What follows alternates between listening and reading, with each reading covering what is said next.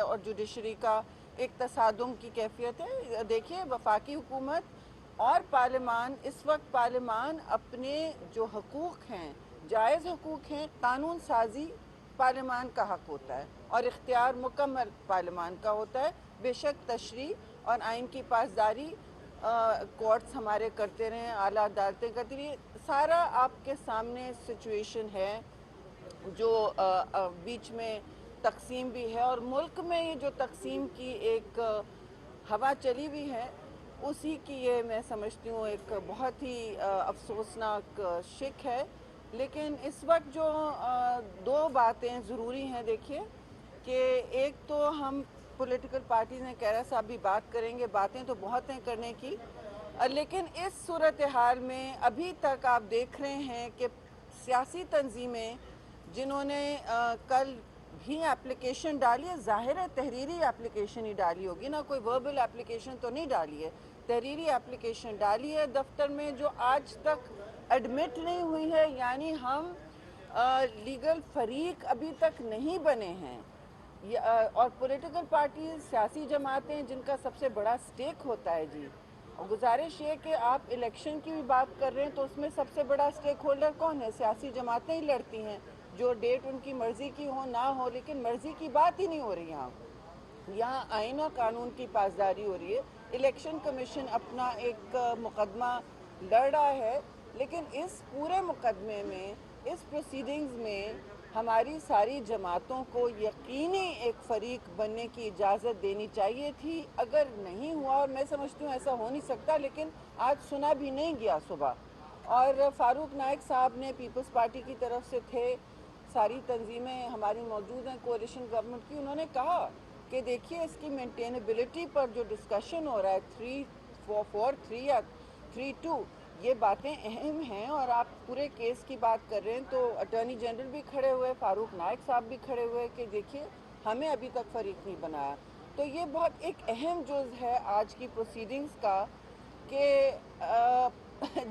जिनका असल स्टेक है इस पूरे अमल में, इलेक्शन के अमल में, ज़ाहिर है इलेक्शन कमीशन है, लेकिन असल स्टेक होल्डर पॉलिटिकल पार्टीज़ जो अवाम की नुमाइंदगी करती हैं वो हैं। और फिर पार्लिमान इस वक्त, जिस वक्त हम बात कर रहे हैं, बिल पास कर रहा है, लेजिस्लेशन कर रहा है, इसमें तसादुम की कोई कैफियत नहीं है। ये बल्कि एक बहुत पुराना, बल्कि 40 साल से, 4 दिहाइयों से ये पेंडिंग चीज़ थी। ये कोई आज के केस पर इसका कोई असर ऐसा नहीं होगा, लेकिन बात यह है कि हम अपना अपना इख्तियार संभालें। जो अदालत में हुआ है इंटरनल मैटर तो उन्होंने फिर क्लैरिफाई भी कर दिया जस्टिस मंदखी ने, लेकिन बात इतनी हुई है कि हम खुद कह रहे हैं कि अब मैंने और आपने तो नहीं कहा ना कि एक फ़र्द वाहिद फैसले कर रहा है, बेंचेस बना रहा है। हमने तो अपनी बात कही है, हमने बार बार मांगा है जहाँ कोई इतना डिवीज़न नज़र आ रहा है तो आप एक, भाई हमारी इस्तदा सुन लें, एक फुल कोर्ट बेंच बना लें।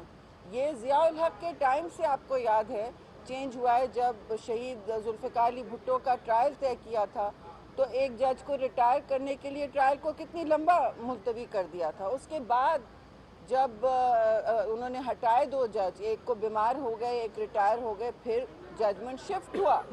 जब जजमेंट शिफ्ट हुआ उसके बाद ज़ियाउल हक ने ये चेंज कर दिया कि सिर्फ बेंच जो है सुप्रीम कोर्ट का चीफ जस्टिस बनेगा, वो उनकी मर्ज़ी के होते थे। अब हमारा कोई नज़रिया इसमें ज़रूरियत का नहीं है जी, हमारा नज़रिया इस वक्त हक़ का है। जो पार्लिमान कह रहा है कि हम इस वक्त अपना हक़ मांग रहे हैं और पॉलिटिकल पार्टीज़ इस वक्त अदालत में अपना हक़ मांग रही हैं। मैं अब कैरा साहब से कहूँगी, मुझसे बेहतर बताएंगे। बहुत शुक्रिया। बीच में शरीर रहमान साहबा ने वजाहत तो कर दी। 2 छोटी छोटी गुजारिशात हैं। एक तो ये है कि इस वक्त मुल्क में एक हिजान है, बहुत गुस्से की कैफियत है, सियासी अमल में भी, इदारों में भी, मीडिया में भी, डिबेट में भी। तो हमें सबको इस वक्त की सेंसिटिविटी के मुताबिक अपने सांस ज़रा ठंडे लेने चाहिए और हमें हौसला करके दूसरे की राय को सुनना चाहिए। ये सियासी जमातों को भी करना है, हुकूमत को भी करना है, अदालत को भी करना है और मीडिया को भी करना, सबको। तभी जाके हम किसी अच्छे फैसले पे पहुंच सकेंगे जो आज वक्त की ज़रूरत है। इस वक्त मुबाहिसा ये है कि क्या इलेक्शन मनसूख कर दिए गए हैं, इलेक्शन से फ़रार हो रहा है, या इस 30 तारीख को इलेक्शन का इनेकाद मुमकिन है कि नहीं। इलेक्शन का फ्री एंड फेयर इनेकाद जिसकी वजाहत आज इलेक्शन कमीशन भी कर रहा है, हम भी बार बार कर रहे हैं, इलेक्शन से मुफर नहीं है। इलेक्शन कमीशन ने सिर्फ अपने तय इलेक्शन नहीं कराना, अगर इस वक्त मरदमशुमारी के अमल में फ़ौज और हमारी प्रोविंशियल गवर्नमेंट के जो मुलाजमीन हैं, पुलिस भी और उनके बाकी स्टाफ भी, वो जो इलेक्शन कराने के लिए सिक्योरिटी और दीगर ड्यूटियां देते हैं, वही अमला सारा लाखों की तादाद में इस वक्त जो सेंसस के अमल। जमहूर कश्मीर कमरुज़्ज़मान कारा सुप्रीम कोर्ट के बाहर मीडिया से गुफ्तगू कर रहे हैं और वज़ीर कानून इस वक्त कौमी असम्बली में इज़हार ख्याल कर रहे हैं। उनको सुप्रीम कोर्ट में लिटिगेशन के हवाले से कुछ हकूक़ हासिल होंगे और क्योंकि ये लॉ जो है इसकी बुनियाद जो निज़ाम इंसाफ का एक बड़े स्टेक होल्डर्स हैं, बार एसोसिएशंस और बार काउंसिल्स, उनका मुतालबा भी है इसकी बुनियाद। और हमने कल ये देखा कि जो bar association across the board जो ओहदेदारान हैं और जो बार लीडर्स हैं, वो चाहे जिस फैक्शन से भी हैं, उन्होंने इस बिल को सपोर्ट किया। तो ये बिल कमेटी को सौंपा गया था। आज मैं शुक्रगुजार हूँ कि कमेटी ने इस पे बड़ी थ्रेडबेयर डिस्कशन की जी, और थ्रेडबेयर डिस्कशन के बाद ही उन्होंने बिल को क्लियर किया। उसमें कुछ तरामीम जो थी वो तजवीज़ की गई और उन तरामीम के साथ जो है वो रिपोर्ट ले की गई जी। तो ये सर वो थोड़ा सा बैकग्राउंड था जनाब speaker. May I move, sir? I move under Rule 288 of the Rules of Procedure and Conduct of Business in the National Assembly 2007. Minister साहब, सर, ये कमेटी की रिपोर्ट जो है वो ले हो पहले। मुझे चेयरमैन तो अंडरस्टैंडिंग थी कि ले जी जरूर। जी करवानी है technically. Chairman standing committee law and justice to lay the report please. आप मूव कर दें।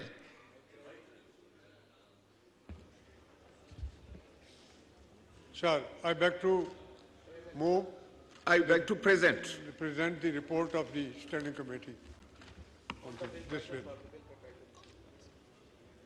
Yes, the said report is termed as late. And please this second bill की जो report है वो भी आप ले कर दें, present कर दें।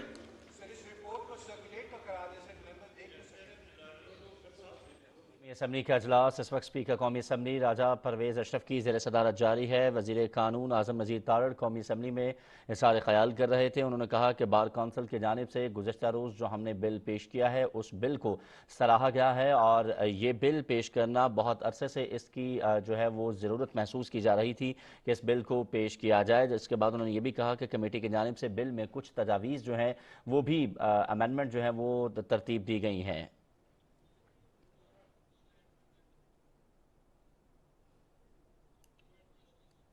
अब आप मूव करें। सर, सर रिपोर्ट ले हो चुकी है। ये रिपोर्ट मैं तो सर बड़ी देर से डेस्कों पे पड़ी है, जिनको नहीं पहुंची वो देख लें। ये छह प्रोविजंस हैं इसमें जी। So sir, order in the house please. I intend to move, sir, under Rule 288 of the Rules of Procedure and Conduct of Business in the National Assembly 2007 that the requirements of Sub-Rule 2 of Rule 123 of the said rules be suspended in order to take up item number 9B to 9E, sir. Now I put the motion as moved to the House. All those in favor of it may say aye. All those against it may say no. I think the ayes have it and the motion is adopted. Senator Azam Nazir Tarar, Minister for Law and Justice, to move item number 9B. Mr. Speaker, I intend to move that bill to provide for certain practices and procedures of the Supreme Court Practice and Procedure Bill 2023, as reported by Standing Committee Law and Justice, be taken into consideration at once. Okay. Anybody wants to? Ji, Maulana Abdul Akbar Chitrali Sahab. कौमी assembly का इजलास इस वक्त जारी है। बिलों की मंजूरी का अमल शुरू हो चुका है। वफाकी वज़ीर कानून आज़म नज़ीर तारड़ की जानिब से कौमी असम्बली में इज़हार ख्याल किया जा रहा था, जिसमें उन्होंने बताया कि बार कौंसिल की जानिब से हमारे पेश करदा जो बिल है उनको सराहा जा रहा है और कमेटी की जानिब से बिल में कुछ तजावीज़ जो हैं वो की गई हैं।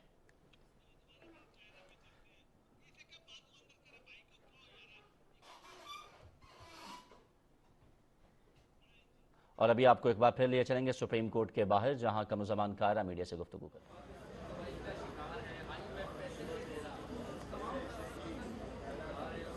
आ जाओ शेख साहब, आ जाओ। अच्छा जी आप इसका इलाज तो देखें बड़ा सिंपल कुलिया है। इलाज उसका यही है कि हम इलेक्शन की तरफ जाएं और इलेक्शन से इनकाद करके पॉलिटिकल स्टेबिलिटी आए।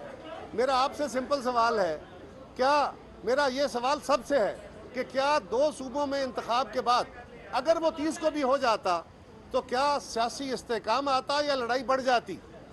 जिस काम के लिए हम कह रहे हैं कि इससे इलेक्शन सियासी अमल में इस्तेकाम आएगा और लड़ाई बढ़ती, हम ये कह रहे हैं कि एक वक्त में नई मर्दमशुमारी के बाद अगर इलेक्शन का इनेकाद होना है तो उसको सामने रखा जाए।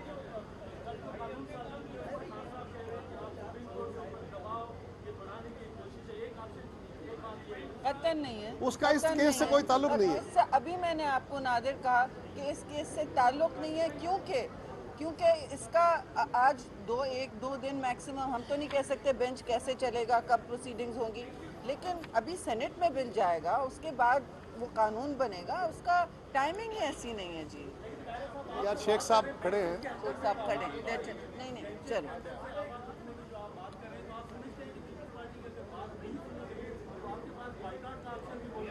देखिए बायकाट कोई ऑप्शन तो भी खत्म नहीं होते, लेकिन बायकाट को अच्छा ऑप्शन नहीं होता।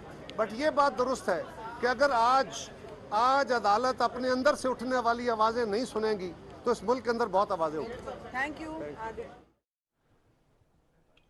अदालत अगर आज अपने अंदर से उठने वाली आवाज़ें नहीं सुनेगी तो इस मुल्क से बहुत सी आवाज़ें उठना शुरू हो जाएंगी। सियासी जमातें अदालत में सिर्फ अपना हक मांग रही हैं। हमारा मकसद कानून की हुक्मरानी है, हम इदारों में तसादुम नहीं चाहते। पार्लियामान एक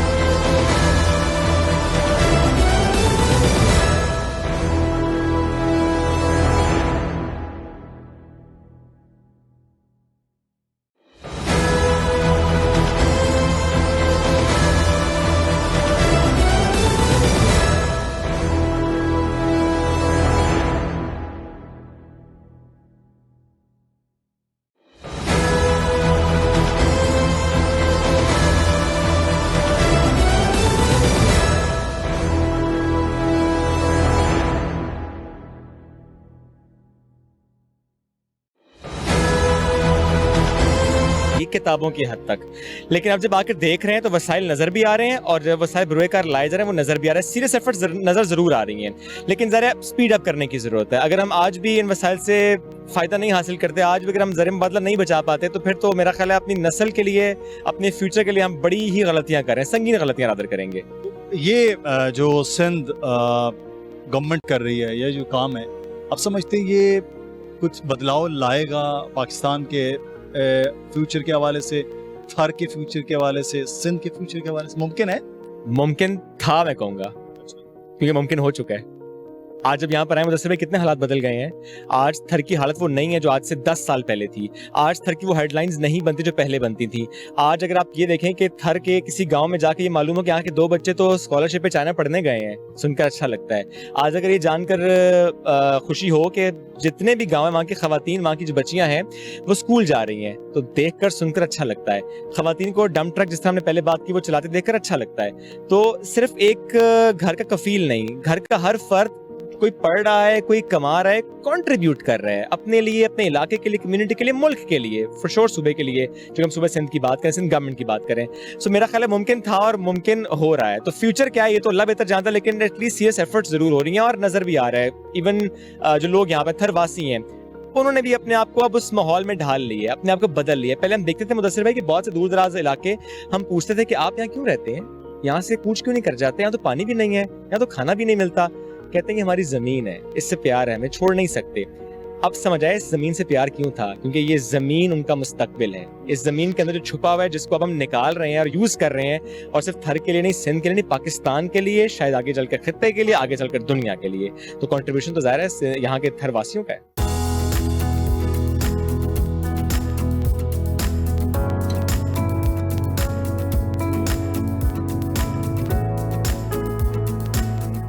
थर के प्रोजेक्ट में डंपर्स, ड्राइवर्स, विमेन, तो विमेन एम्पावरमेंट की बात हो रही होती है। हमारे साथ एक खातून एंकर मौजूद है, साफी। कैसी हैं आप? जरा मैं बिल्कुल ठीक हूं। कैसा ये विजिट आपको लग रहा है, और क्या कुछ सरप्राइजिंग एलिमेंट है या वही हाँ का मुदस्सिर के जिसको कहते हैं ना कि हमने तो सिर्फ शहरी खवातीन को इतना एम्पावर्ड देखा है, लेकिन आज अब हम लोग यहाँ पर आए हैं तो थर की मकामी खवातीन डंपर चला रही है। मतलब बाज़ औक़ात हम लोग आप वर्किंग लेडी, आप चला सकती हैं ना? सवाल ही पैदा नहीं होता, और इसके लिए बहुत ट्रेनिंग चाहिए। और मुझे अभी भी याद है कि मुझे भी ट्रक फोबिया है।